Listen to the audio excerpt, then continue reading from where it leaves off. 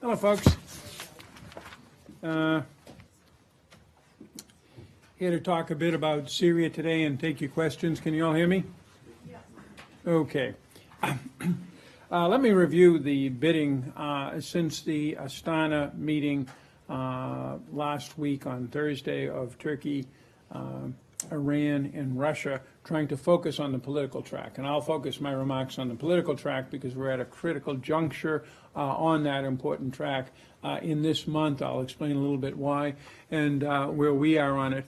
We also just completed today a meeting of what we call the small group, which is an informal group of European states, Germany, France, Britain, and Middle Eastern states, Saudi Arabia, Jordan, and Egypt, who work with us and consult with us on this issue. They met with Undersecretary David Hale, and they also met with the head of the Syria negotiating commission, Nasser Hariri, who is basically the senior and his senior staff from the Syrian political opposition, who are very much involved in this whole process. So what I'd like to do is to take you through what happened last week and where we are now with the small group. As you may remember, the summit in Istanbul over a month ago now saw Angela Merkel, Vladimir Putin, President Macron, and President Erdogan meet together to discuss Syria. They discussed primarily two very contentious issues: the Idlib deconfliction zone, a ceasefire, and particularly the political process, specifically the constitutional committee, which is to be stood up, and it's something that three countries known as the Astana Group, Turkey, Iran, and Russia, took upon themselves a year ago to try to stand up because the regime was not being cooperative.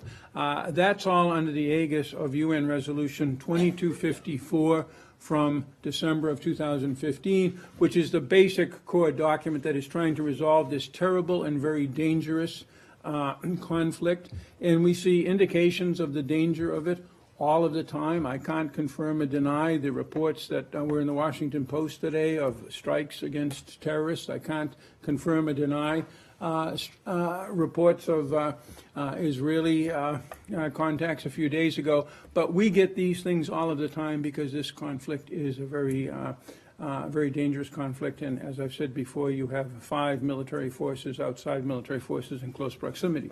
Okay, so we were hoping, following up from the Istanbul conference, that the Russians, the Iranians, and the Turks would be able to finalize the third list of members to this constitutional committee, and that was a primary goal of the Astana meeting last Thursday.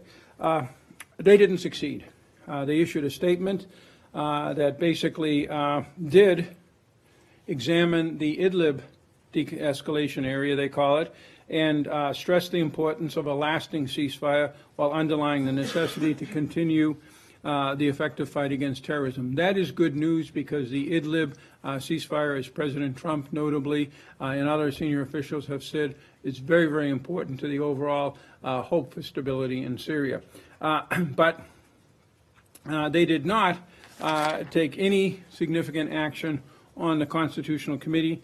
Rather, they stated once again that there is no military solution to the Syrian conflict, but all they did was reaffirm their determination to set up joint efforts to launch the Constitutional Committee in Geneva.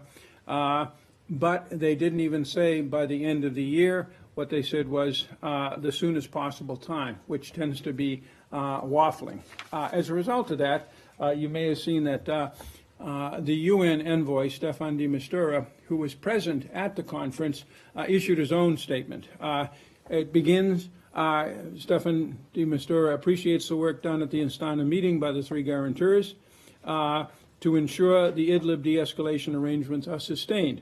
He then issued, for the UN at this point in the process, quite a strong statement. However, Special Envoy de Mistura deeply regrets that at a special meeting in Astana with the three Sochi co-conveners, there was no tangible progress in overcoming the 10-month stalemate on the composition of the Constitutional Committee.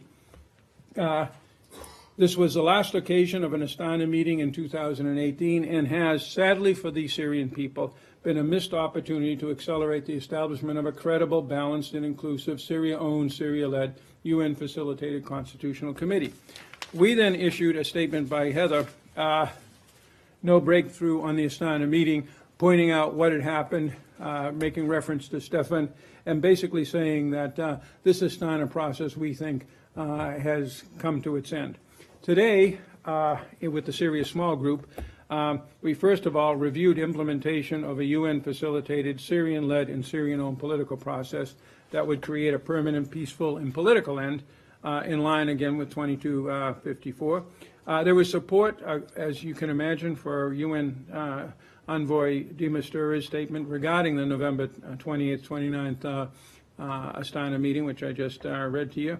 Particularly the importance of sustaining the Idlib de-escalation arrangements, the efforts to meet the December 31st deadline to convene the Syrian Constitutional Committee, and we are looking forward to de Mistura's December 14th report to the Security Council. That will be the key point where we see whether we are going to have the political process moving forward under the UN,